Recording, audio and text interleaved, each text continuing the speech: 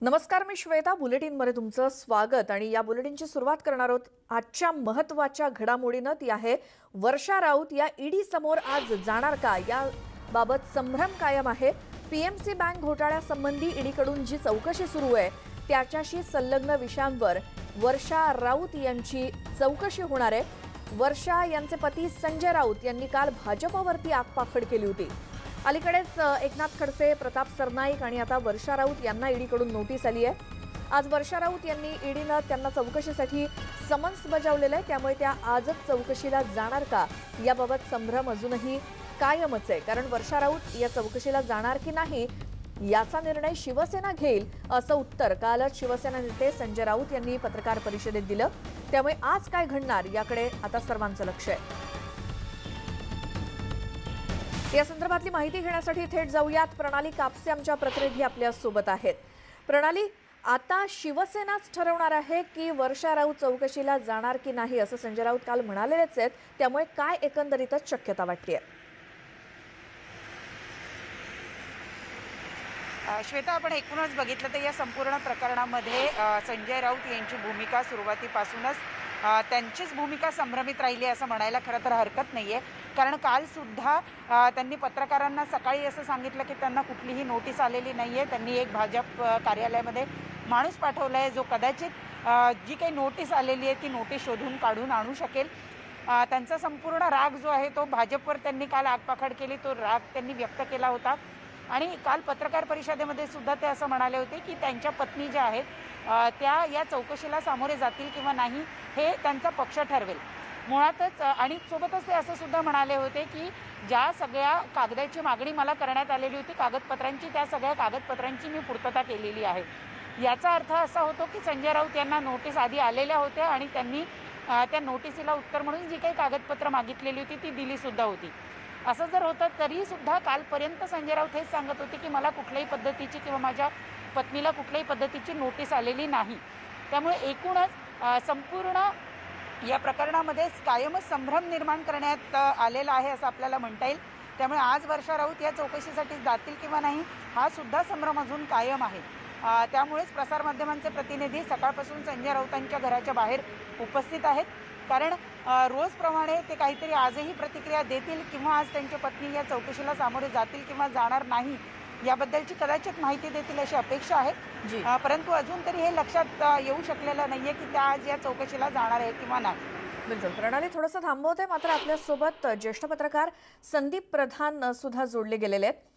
संदीप प्रधानजी, कालची पत्रकार परिषद आपण ऐकली संजय राऊत यांची. त्यानंतर आज संभ्रम हाच आहे की वर्षा राऊत या आज ईडीच्या चौकशीला हजर राहणार की नाही शिवसेना हे ठरवेल, हे संजय राऊत काल म्हणालेलेच आहेत. त्यामुळे आता शिवसेनेची रणनीती काय असणार, काय तुमचं मत? नाही, आपण बघितलं तर प्रताप सरनाईक यांच्या बाबतीतही असंच घडलं की सुरुवातीला काही ते हजर झाले नव्हते आणि तशा पद्धतीने वेळ मागून घेण्याचा अधिकारही निश्चितच राऊत किंवा त्यांच्या पत्नीला असणार आहे की जर समजा त्यांना थोडा वेळ हवा असेल तर तो त्यांना निश्चितच दिला जाऊ शकेल. आणि त्याप्रमाणे कायदेशीर सल्ला घेऊनच ते त्यांच्या वकिलांकडून सल्ला घेऊनच त्या बाबतीतली त्यांची रणनीती ठरवणार असतील असं मला वाटतं. पण अर्थातच त्यांचा एकूण सगळा पवित्र आहे तो आक्रमक आहे या सगळ्या प्रकरणाबद्दल. आणि ही सगळी कारवाई कशी राजकीय हेतून प्रेरित आहे हेच ते दाखवण्याचा प्रयत्न करतात. आणि त्यामुळे त्याला कदाचित राजकारणाला राजकारणातूनच उत्तर देण्याचा प्रयत्न ते करतील. बरं. मात्र सरनाईकांकडून त्यावेळेला काही प्रकृती अस्वास्थ्याचं कारण वगैरे देण्यात आलेलं होतं आणि मग ही सुनावणी किंवा ही चौकशीसाठी वेळ मागून घेण्यात आली.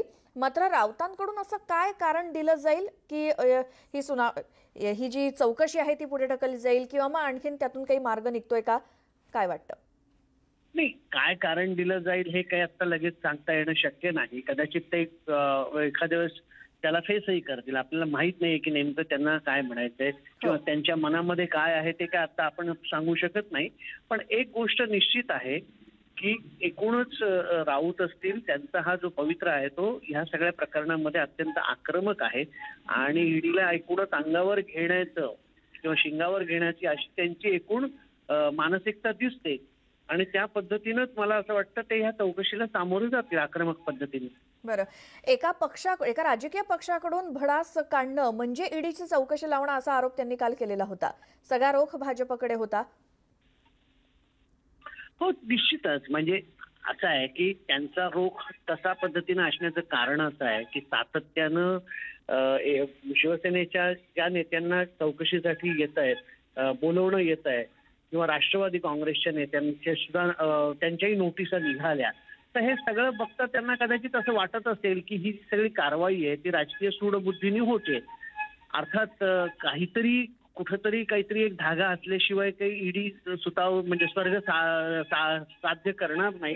आणि त्यामुळे ईडी सुद्धा ही जी कारवाई करायला धजावते किंवा पुढे जाते तर कुठेतरी त्याच्यामध्ये काहीतरी तथ्य त्यांना आढळलं असल्यामुळेच हे कळत असेल. पण त्याच्यासाठी निवडलेलं टायमिंग किंवा आत्ताच हे सगळं सुरू होण्याच्या मागचं कारण हे भाजपच्या विरोधातलं एक सरकार राज्यामध्ये स्थापन केलं त्यामुळे हे सुरू आहे असं वाटण्याची संधी किंवा असं वाटण्या योग्य परिस्थिती मात्र निश्चितच शिवसेनेकरता आहे असं म्हणता येऊ शकेल. संदीप प्रधानजी, धन्यवाद. तुम्ही न्यूज 18 लोकमतशी बोललात त्या संदर्भात. तर पीएमसी बँक घोटाळ्या प्रकरणी आज ईडीकडून समन्स बजावण्यात आलेला आहे वर्षा राऊत यांना आणि आज त्यांना चौकशीसाठी हजर राहण्यास सांगण्यात आलंय. मात्र आज वर्षा राऊत नक्की चौकशीसाठी जाणार का ईडीच्या कार्यालयात याबाबत संदिग्धता आहे. मात्र काल पत्रकार परिषदेत सांगितल्याप्रमाणे शिवसेनेचा या संदर्भातला निर्णय घेईल. त्यामुळे आता काय निर्णय घेतला जातोय हे आपल्याला थोड्या वेळात कळेलच, कारण साधारण 11 वाजण्याच्या आसपास त्यांना चौकशीसाठी हजर राहावं लागेल. तर संजय राऊत यांच्या पत्नी वर्षा राऊत यांना ईडीची नोटीस आली आणि राज्याचं राजकारण ढवळून निघालं. पीएमसी बँक घोटाळ्या प्रकरणी 29 डिसेंबरला म्हणजे आज ईडीनं वर्षा राऊत यांना हजर राहण्यास सांगितलंय. ईडीच्या नोटीसीनंतर दुपारी 2 वाजता काल शिवसेना भवनात संजय राऊत यांनी पत्रकार परिषद घेऊन भाजप आणि ईडीवरती जोरदार हल्लाबोल देखील केला. जवळपास 40 ते 45 मिनिटं चाललेल्या या पत्रकार परिषदेत राऊतांनी भाजपवरतीच बेछूट आरोप केलेत. या पत्रकार परिषदेदरम्यान शिवसेना भवनाबाहेर संजय राऊत यांच्या समर्थनार्थ महिला आघाडीच्या पदाधिकारी आणि कार्यकर्त्यांनी मोठी गर्दी केली होती. कार्यकर्त्यांनी भाजप विरोधात घोषणाबाजी केली. तर दुपारी 4:30 वाजताच्या सुमारास संजय राऊत मुख्यमंत्र्यांच्या वर्षा या शासकीय निवासस्थानी पोहोचले आणि यावेळी वर्षावर उपमुख्यमंत्री अजित पवार, शिवसेना खासदार विनायक राऊत आणि अरविंद सावंत देखील उपस्थित होते. नोटीसला उत्तर दिलं जाईल, पण ही बायकांच्या पदराआडून लढाई करण्याची खेळी ही तुमच्यावर उलटल्याशिवाय राहणार नाही.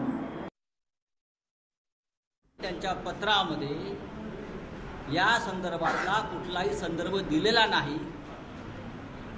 त्यांना कशाकरता चौकशी करायची आहे तर भारतीय जनता पक्षाची माकडं मी कालपासून बघतोय जी उड्या मारतायत. पीएमसी बँक ह्याला सांगितलं कोणी? ह्यांची आणि ईडीची का हात मिळवणी आहे का भारतीय जनता पक्षानं आपल्या कार्यालयामध्ये ईडीचं एक टेबल टाकलेलं आहे की ईडीनं त्यांच्या बेलॉट पिअरच्या कार्यालयामध्ये एक टेबल टाकल्या भारतीय जनता पक्षाचं. माझ्या माहितीप्रमाणे ईडी कार्यालयामध्ये सहसा कोणाला बाहेरच्या व्यक्तीला प्रवेश मिळत नाही.